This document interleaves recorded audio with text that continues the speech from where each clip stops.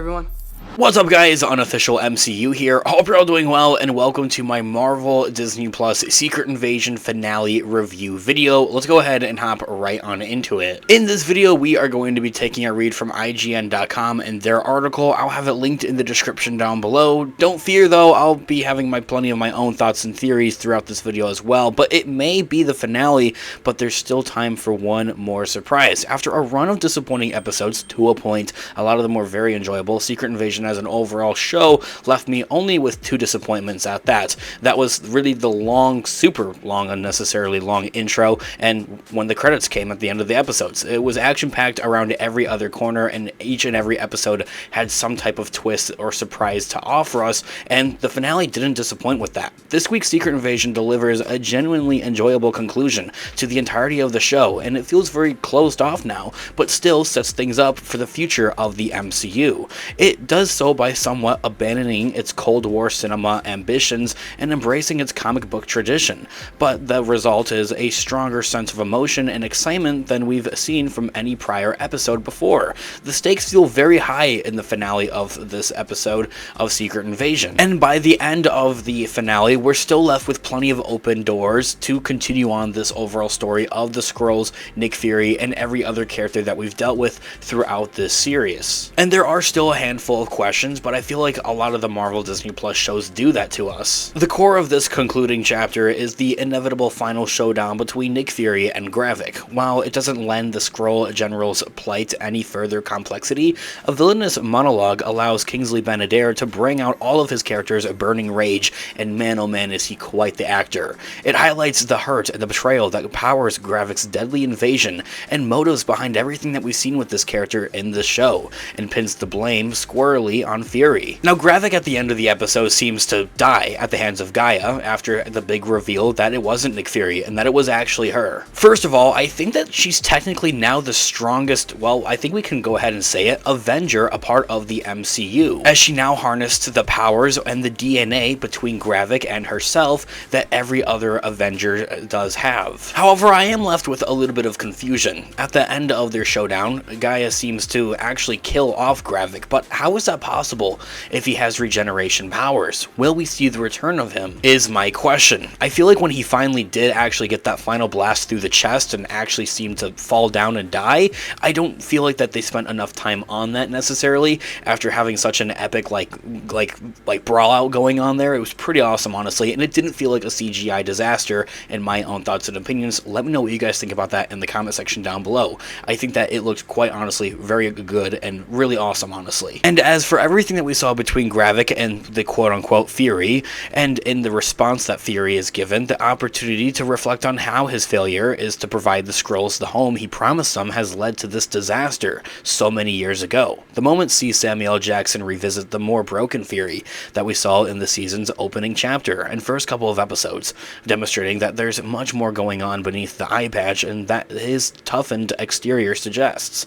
A subsequent plot development does reduce the weight of his words if you think about it for more than just a little bit of a second, but there's a genuine emotion there, if only for a moment. I love their acting, and I think it's really quite amazing, honestly. It doesn't disappoint with Samuel L. Jackson, and the Gravik actor Kingsley Ben-Adir doesn't disappoint at all. I really kind of honestly hope that he is still alive and that he does make a comeback somewhere in the future of the MCU. The episode's wider thematic beats help bring a Secret Invasion's refugee plot line to an impactful conclusion. Astute observations are made on how the words of leadership can directly lead to xenophobic violence. Marvel's best-known slogan has always been, "With great power comes great responsibility," and the finale of Secret Invasion reflects on how that affects the hidden lives of the Skrulls. It lends the story some much-needed consequence, although there's consequences likely won't be felt in the MCU at large and throughout other projects in the future, shows and movies, and maybe even the next Avengers movie.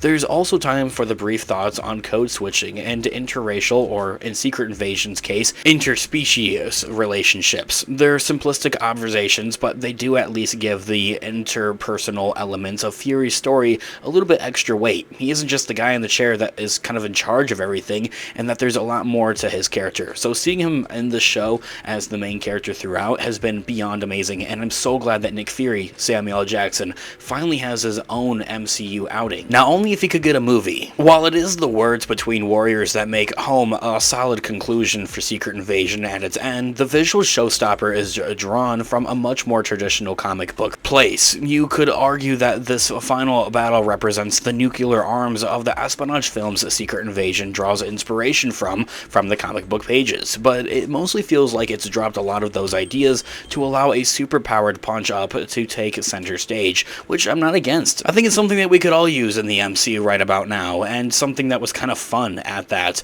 especially with the lack of Hulk in the MCU. Maybe to see the return of a more raging Hulk in the future of the MCU, where it's just a big punch-out, would be really fun. If had Secret Invasion been better as its paranoid thriller concept that it was kind of originally posed as and even marketed as, this would have been a frustrating shift into the bombastic. Instead, it's a welcome pivot to the MCU's more explosive side. It might not be Marvel's finest hour when it comes to action, and it's over much too quickly, but this is a fight built to an enjoyably imaginative concept, and something that was really awesome to see, as I had mentioned. Secret Invasion has delivered its best chapter in weeks, then, but there are still areas it stumbles in with the finale, and there's unfortunately no time left to fix those mistakes. Emilia Clarke's Gaia is given more plot than she's had in almost the entirety of the run of the show, which isn't horrible. It sets up for the future of her character. I will say that I feel like it's lacking any authentic emotion, though, to a point. Very little complexity has been drawn out of her connection to both Talos and Gravik,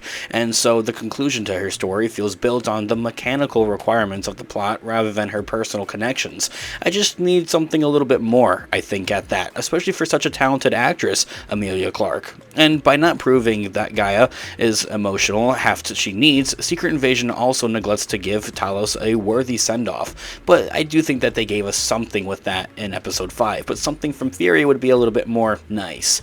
Ben Mendelsohn gave that Skrull his absolute all. He did not fail whatsoever. He was amazing in that role. And it's a real shame that his exit storyline feels so bare bones and cut short even at that. The finale also makes very little use of Secret Invasion's best original character, Sonya Falsworth, which it was quite terrific to see her. And after a terrific outing in the penultimate episode of the finale, Olivia Colman is very much in the wings of this week. While Sonya does pull important strings, her best asset, her comedic psycho kind of edge that always sat well all alongside Secret Invasion's darker tone, is completely absent in this episode, it feels, to a point. The story certainly isn't in need of any laughs for its dramatic final episode, but a couple of last-minute barbs from Coleman would have been funny, to say the least. Overall here, for the finale of Secret Invasion didn't miss whatsoever. Everything came full circle and felt conclusive, as I had mentioned at the beginning of this video, and I think it sets up for a lot of things that we're going to see in the future of the MCU. I would lastly like to quickly touch on Rhodey. It does appear, unfortunately, that Rhodey has been gone for way longer than we have anticipated. He's been missing since Civil War, is what I'm presuming, because when he comes out of the cell, he can't walk still all of a sudden. So there's a lot of things that he's missed in the MCU. Everything with Infinity War, Endgame, Spider-Man, it's kind of insane to think about and a lot to take in.